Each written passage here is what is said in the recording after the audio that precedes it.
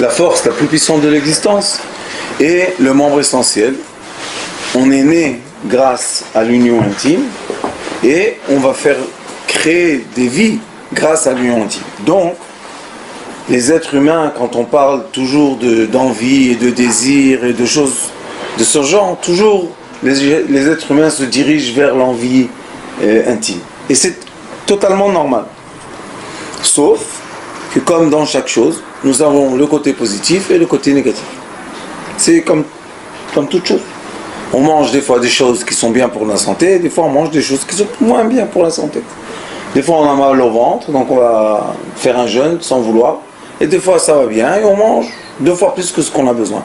C'est la vie, c'est comme ça. Maintenant, comme on sait que c'est comme ça, et on sait que le peuple d'Israël a représenté le membre essentiel quand il est descendu en Égypte, qui représente le membre essentiel féminin, et le peuple d'Israël a représenté le membre essentiel masculin, et à la sortie d'Égypte, qui commence Shemot, ça veut dire que maintenant il y a un moment qui nous permet de se délivrer, d'avoir la délivrance de cette envie, pas l'envie positive de la mitzvah, mais des envies négatives de la mitzvah. Par exemple, une femme est venue me voir, mariée, et avant qu'elle se marie, 2 ans avant, elle avait un petit copain qu'elle était folle amoureuse de lui. Maintenant elle est mariée. D'accord ? Et étant mariée, elle a accouché un enfant, et au milieu de l'accouchement, il lui est venu dans la tête. Et depuis, il la quitte plus. Maintenant, elle se pose une question. Est-ce que je suis intime avec mon mari ou je suis intime avec lui? Parce que quand son mari fait avec elle l'amour, elle voit dans son imagination l'autre. Et il y a des histoires à l'envers. Que l'homme fait l'amour avec sa femme et il voit une autre femme. Donc il y a beaucoup de problèmes dans cette histoire. Et ce que nous on doit savoir, c'est que c'est impossible de dire qu'il y a un problème s'il n'y a pas la remède du problème. C'est impossible de dire que on est en train de faire une action et on ne pourra pas réparer cette action. C'est interdit de penser comme ça. Chaque action qu'on fait, on peut la réparer. Et c'est pour ça qu'on a 6 semaines maintenant, qui est contre Vav, en hébreu Vav 6. Et Vav, c'est le membre essentiel. C'est Chesed Gvura, Tiferet, Netzachod, Yesod. Le Yesod qui est le membre essentiel et la 6e attribut des 7 attributs inférieurs. Donc, on a 6 semaines, Shovavim. Et dans ces 6 semaines-là, on peut tout réparer. C'est un moment, on va ouvrir, c'est comme une fenêtre qui s'ouvre. Et dans cette fenêtre-là, on élimine tous les démons qui sont autour de nous. Ce que je veux vous dire aujourd'hui, la première chose c'est que comme les gens normaux ne savent pas comment réparer ce problème, donc qu'est-ce qu'ils font? Ils s'adressent à des rabbins et ils donnent le pidyon nefesh, ils payent de l'argent et cet argent-là rachète le sang des tzadikim que eux ils font le ta'anit pour nous et tout ce qu'il faut. Ça c'est une chose. La deuxième chose est que pendant beaucoup de générations, malheureusement, on ne parle pas de la réparation du tikkun abrit de la femme. Tout le monde, tout le temps, accuse l'homme. Et d'après le Hari HaKadosh, et d'après le Zohar HaKadosh, la faute n'est pas seulement chez l'homme, aussi la femme a cette faute. Qu'est-ce qu'il dit le Hari HaKadosh? Je lis Shar HaKavanot, Drush HaLayla. C'est un livre qui explique les kavanot, comment avoir les bonnes attentions en faisant beaucoup de choses. Et Drush HaLayla, c'est quand on dit Kriyat Shema, les démons qu'on a créés nous-mêmes par les pensées qui ne sont pas avec notre femme, les actions qui n'ont pas été avec notre femme. Malheureusement, des fois, même quand on est marié, il y a le liquide masculin qui sort. Ça, c'est pour l'homme. Mais pour la femme, il y a exactement les mêmes problèmes. Elle a exactement les mêmes problèmes. Le Hari HaKadosh dit qu'il y a 6 interdictions. Quelles sont les interdictions? Aller avec un animal, aller avec un homme, faire le liquide sortir tout seul, aller avec la femme d'un autre, aller avec une femme qui n'est pas de ton origine, et Mishkav animal, on dit nida. Et être avec une femme nida. Une femme qui ne se purifie pas pour son mari. Ça, c'est 6 interdictions. Mais quand vous regardez ces interdictions, vous avez la même chose. Il y a l'interdiction de la femme d'emmener un animal sur elle. Comme nous, on a interdit de rentrer dans un animal. Elle a l'interdiction de faire pénétrer un animal dans son corps. Et les gens pensent que ça n'existe pas, mais malheureusement, ça existe. Aller avec un homme ou avec une autre femme. L'homme a l'interdiction d'être avec un homme, la femme a l'interdiction d'être avec une femme. Et être avec un homme marié. C'est comme nous, l'homme, il n'a pas le droit d'être avec une femme mariée. Faire sortir le liquide masculin, elle a un liquide féminin qu'elle fait sortir quand elle est toute seule. Et à la fin, se donner à un homme quand elle est nida. Elle doit elle-même se préserver de se donner quand elle est nida. Très simple, d'accord ? Donc on voit qu'il y a un équilibre. Comme nous, on a les fautes, eux, elles ont des fautes aussi. Et aucun homme peut fauter s'il n'y a pas devant lui quelqu'un. Donc, la faute que la femme fait ou la faute que l'homme fasse, c'est la même chose. Et là, le Ari Akadosh, c'est lui qui va nous dire, dans un texte, il va nous dire Venimtza, ki ikar tikun, ou shichaven la'amit al yedei kriyat shma she'al mitato, otam gufim shel mazikim. Qu'est-ce qu'il veut dire? Chaque fois qu'on a eu des relations invisibles, je préfère les appeler comme ça parce que ça ne sert à rien de rentrer dans les détails. Quand on a eu des relations invisibles, ça veut dire qu'en face de nous, on n'a pas eu une femme ou une autre femme. On a fait naître des entités. Maintenant, ces entités-là sont en train de nous contourner. Et elles prennent l'abondance qui vient du ciel vers nous. C'est elles qui prennent première. Donc, la personne, elle attend à recevoir, je ne sais pas, un chèque de 1 million de shekels. Elle reçoit à la fin 100 000. Elle dit, hey, où l'argent? Qu'est-ce qui se passe? Comment il s'est dépensé? Et il se dépense. Et on se dit, où? Pourquoi? Hey, qu'est-ce qu'il y a? Vous connaissez? Quand on dit, il n'y a pas de bracha, c'est-à-dire que l'argent ne se colle pas à ma main. Il vient, il sort, il vient, il sort. C'est qui? C'est les entités qui le prennent. Alors maintenant, on a 6 semaines pour rectifier ça. Très simple. On peut tous les nuits rectifier. Quand on dit Kriyat Shema avant de dormir, on les élimine. Mais maintenant, c'est un moment qui est capable, c'est un moment qui est fait pour. Alors il dit, Valiedeken yochal ha'ish hazeh, la'alot im nafsho otam haneshamot lemal al-kedusha letaknem b'chol laila. Le Ari Akadosh, la shita qu'il a de réparer les entités, c'est pas chas v'shalom de les allumer, parce qu'on ne peut pas annuler ce qu'on a créé. Il dit, fais rentrer de la kedusha, de la sainteté dans ton esprit, dans ta vie, les entités vont monter dans l'esprit propre. C'est comme prendre quelqu'un qui est un voyou, le transformer en tzaddik. C'est exactement la même chose. Donc les entités qu'on a fait naître, au lieu de les faire souffrir dans l'obscurité, on va leur donner de la lumière et ils vont monter à leur place céleste. C'est magnifique. Moi, je vais vous dire la vérité, j'ai reçu la sagesse de mon rave le yéménite. On travaille seulement comme ça. Même avec les gens, ceux qui me connaissent, quelqu'un vient, j'ai fait ça, ça, ça, je dis, ah, ça va, calme-toi. T'as inventé quelque chose? Non. Alors, qu'est-ce que tu as fait? On est comme ça, on est plus pour positiver les gens que mettre l'angoisse. Vous savez, maintenant, la Chauvin, vous allez voir les pancartes sur les rues. Il faut faire petit con, et les gens, ils vont mourir, et ils vont... Qu'est-ce que... Ça date depuis le début du monde, c'est nous qui va mourir maintenant? Non. Il faut tendre la main pour aider les gens à faire la réparation. Mais ce que je vous dis cette année, c'est que c'est une année qu'il faut commencer à introduire dans la tête des femmes qu'elles ont besoin eux-mêmes de rectifier ce problème. Parce qu'à quoi ça sert que l'homme rectifie et il vit avec une femme qui n'a pas rectifié? Donc les entités sont là présentes. À quoi ça sert? Alors il dit Veda ki kmo shiyotzin mazikin elu min ha'adam hamotzi shichvat zera lebatala eyoto beli isha.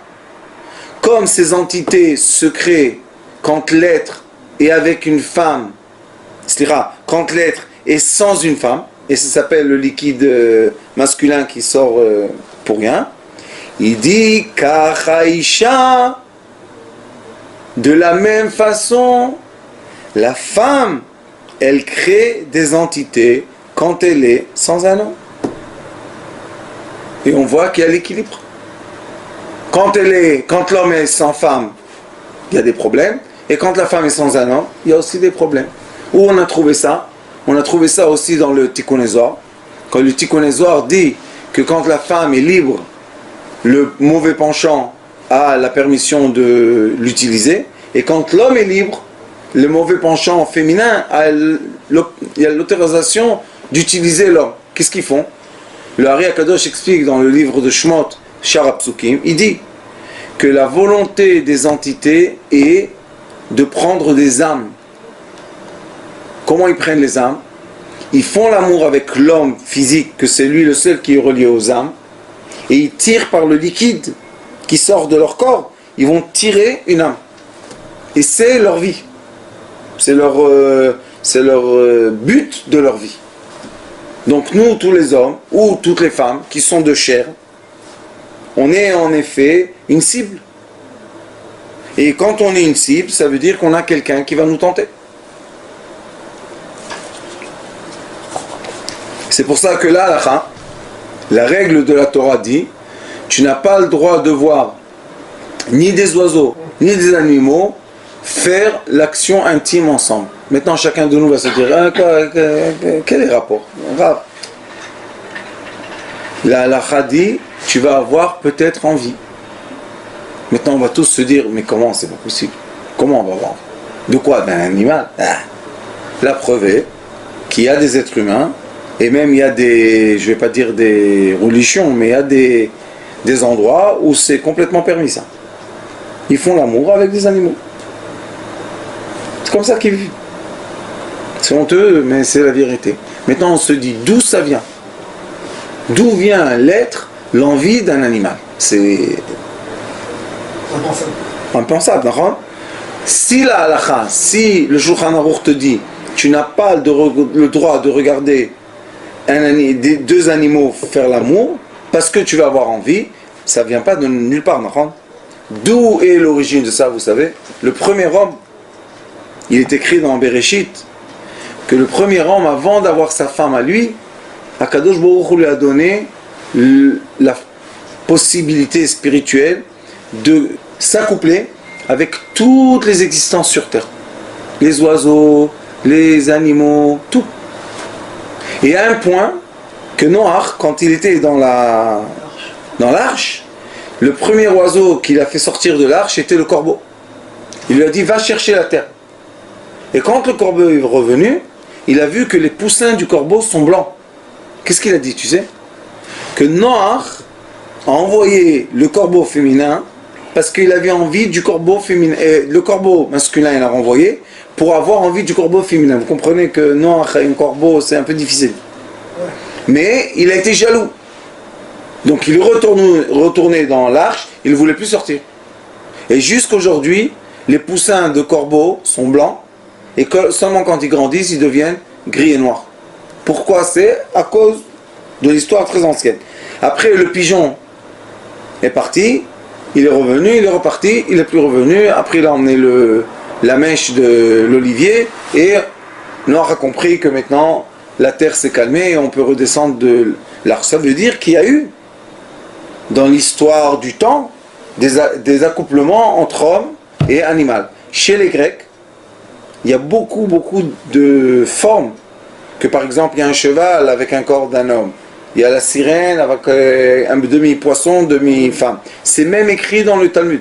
Talmud, Masechet Yevamot, il est écrit que l'homme peut s'accoupler avec, je pense, le dauphin, le chien, et je ne me rappelle plus, avec un oiseau, et ça peut sortir de ça quelque chose.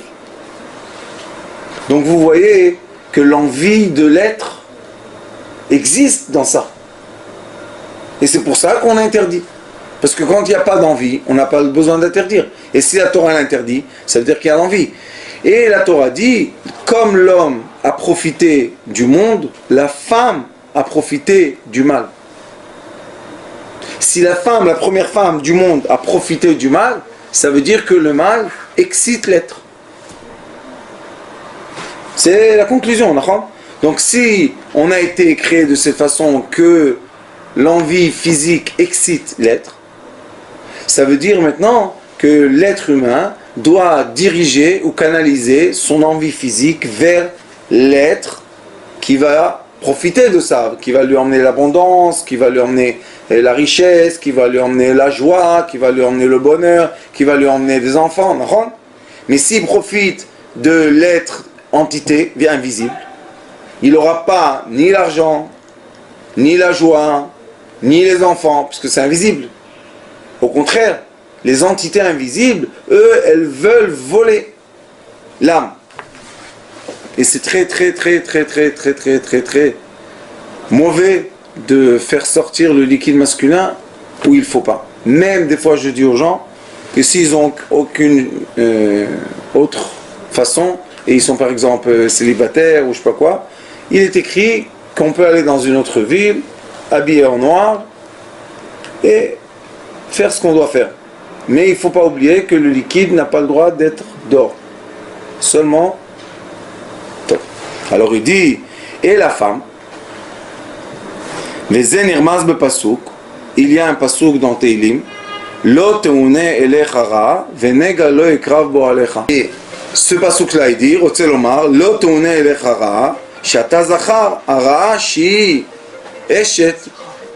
ça veut dire quoi? Que le mal de l'homme, c'est la femme invisible, c'est la femme du démon. Elle a un nom.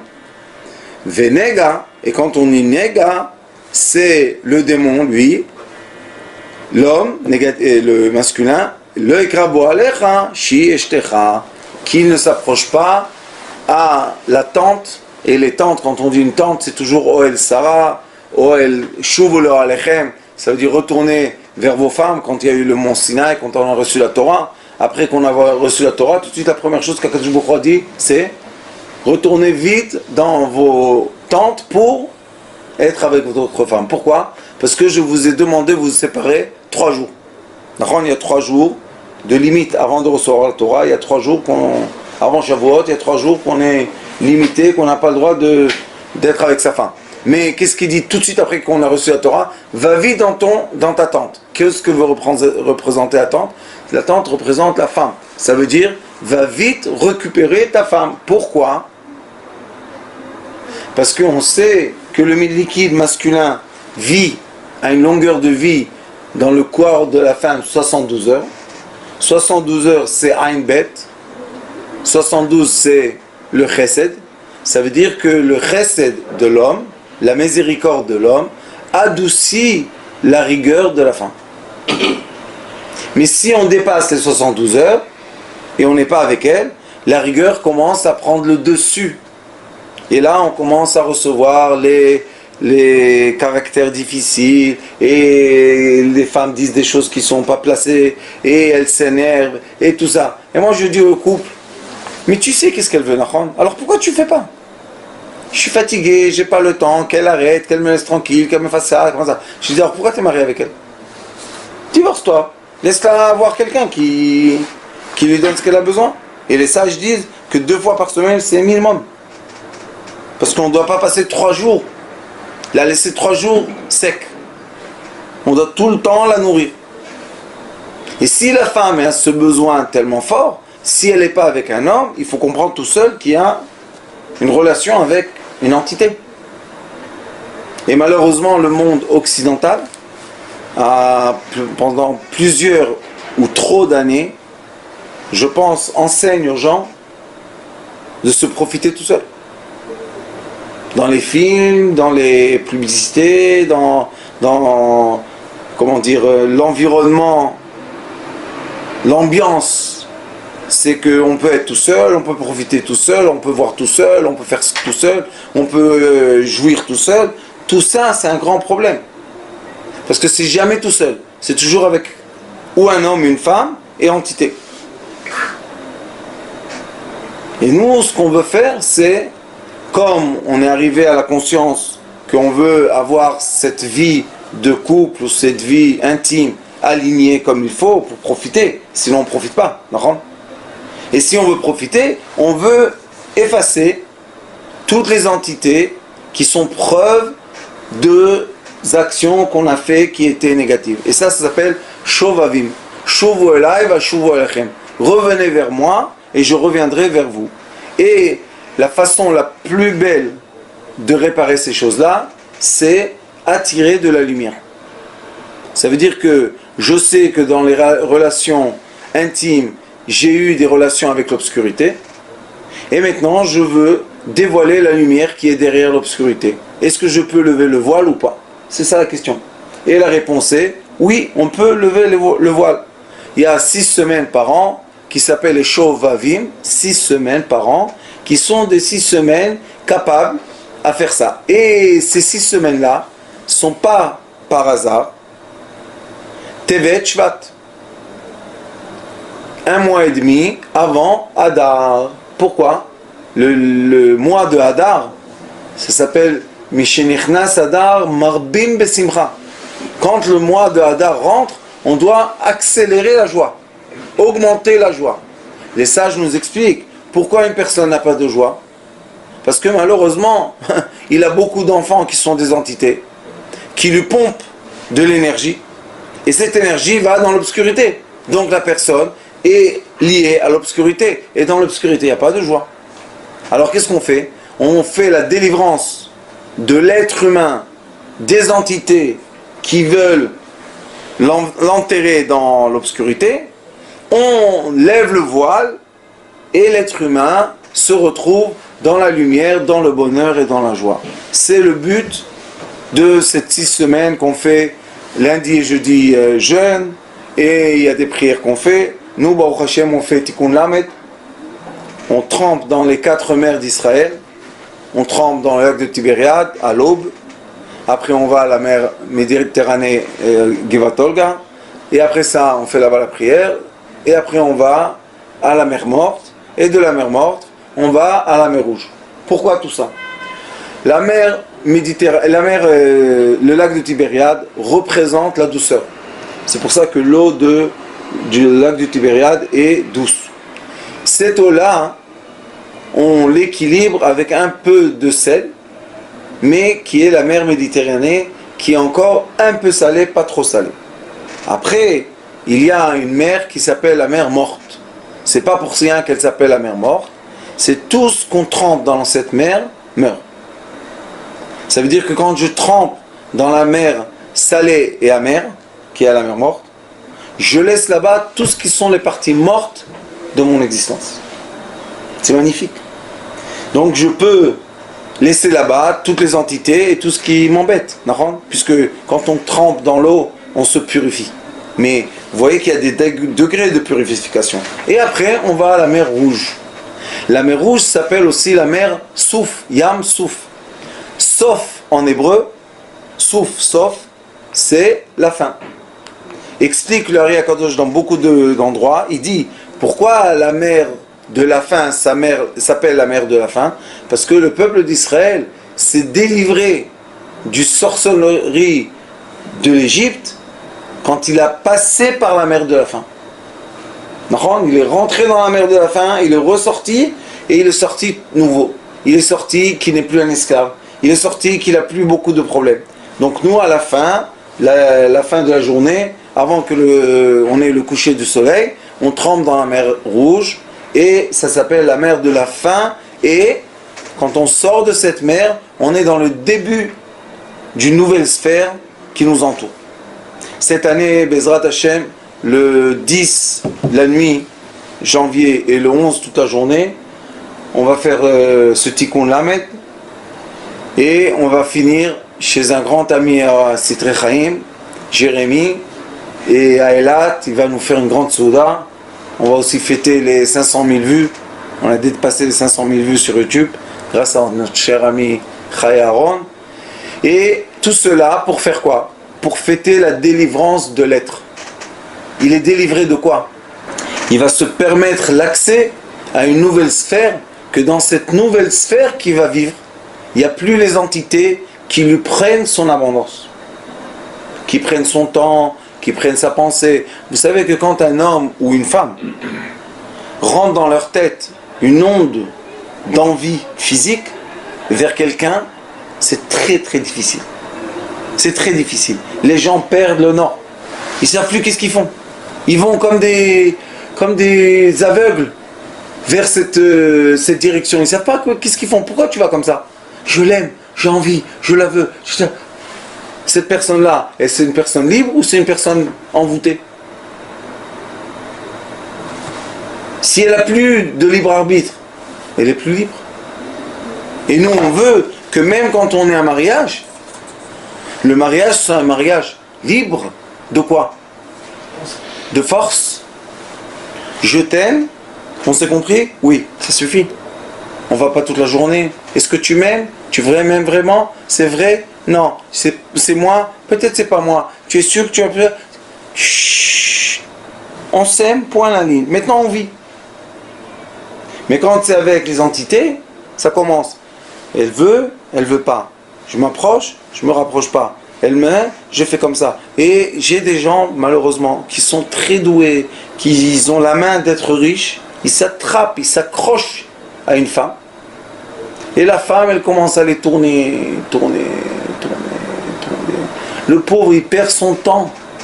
Je dis, pourquoi tu vas vers elle seulement? Va vers une autre. Il n'est pas marié, il peut chercher une autre femme. Je peux pas. C'est comme ça, je peux pas. Ça veut dire que malheureusement, il est pris par un détour. Ça veut dire que la force qui est là-bas n'est pas une force équilibrée. Et si c'est pas une force équilibrée et que la personne n'arrête pas de fantasmer de l'autre femme, il est lié avec elle un fil invisible. Et maintenant ils sont accrochés les uns les autres. Donc on a deux esclaves. On a deux personnes qui sont esclaves. Est-ce qu'on peut, en étant esclave, se rapprocher de notre âme? Non, puisqu'on donne nos sentiments à l'esclavage. Mais si je suis libre, et j'ai un amour libre, que je sais que ma femme elle-même, point à la ligne, on n'en parle plus. On ne remet plus en question ça. Qu'est-ce qu'on fait? On évolue notre amour, on évolue nos relations, on évolue notre intimité, on étudie de plus en plus comment faire et quoi faire, qu'est-ce qu'il faut faire. Baruch Hashem, ça veut dire qu'il y a une bonne relation, qu'il y a une relation de vie.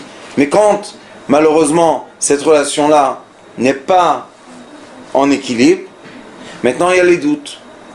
Et quand il y a les doutes, on permet aux entités de nous approcher.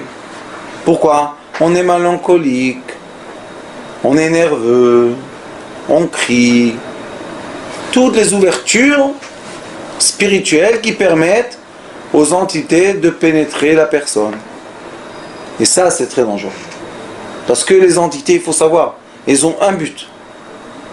Te faire plaisir au maximum pour prendre le liquide. À la femme et à l'homme. Et si cette année, Baruch Hashem, les femmes aussi vont commencer à faire cette réparation de 6 semaines, maintenant on va commencer à avoir dans le monde un équilibre de quoi? Féminin, masculin, que les deux veulent se libérer de quoi? Des forces des entités. Et là on peut avoir des rencontres de être humain à être humain. Et non pas rencontre d'être humain féminin avec une entité masculine, ou bien un être humain masculin avec une entité féminine. Ça fait du mal dans le monde. La preuve est qu'il y a déjà des pays sur Terre que la population ne peut plus se rattraper. À force d'être seul, une génération, deuxième génération, la troisième génération n'arrive plus à rattraper. C'est le Japon, c'est le Corée, c'est l'Europe. Il y a 3-4 pays en Europe que c'est fini. Comme il n'y a plus de mariage, il n'y a plus d'enfants, ça ne se rattrape plus, il n'y a plus de naissance. S'il n'y a plus de naissance, il n'y a plus rien à faire. Donc quand on est dans la solitude, on est dans la destruction de quoi? Du monde. Si on détruit le monde en général, ça veut dire qu'on a détruit le monde personnel. Et c'est quelque chose de très naturel que l'être humain, homme ou femme, veulent des descendances. C'est naturel. Ou bien que l'homme et la femme veulent un couple, veulent avoir quelqu'un à côté d'eux, à leur côté. Le Shlomo HaMelech, le roi Salomon dit, pourquoi il faut deux? Quand un tombe, l'autre le relève. Quand l'autre tombe, l'autre le relève. Mais quand tu es tout seul, tu tombes, qui te relève? Personne ne te relève. Et surtout pas les entités. Alors ici, il y a toute une étude qui explique, on ne va pas étudier tout ça parce que c'est très très long, mais il y a toute une étude du Rav, du Ari Akadosh, qui dit qu'il faut faire très très attention de ne pas être connecté ni femme ni homme aux entités invisibles. Et Bezrat Hashem, j'espère qu'on va avoir beaucoup de participants qui vont partager avec nous ce tikkun magnifique, hommes et femmes. Vous pouvez envoyer les noms, donner les noms et donner le pidyon. Et Bezrat Hashem, qu'on sorte de ces 6 semaines et on rentre au Hadar vraiment en joie. Pourquoi? Parce qu'on est libre de tout ce qui pèse sur nous et qui est invisible. Baruch Adonai l'Olam. Amen. Amen.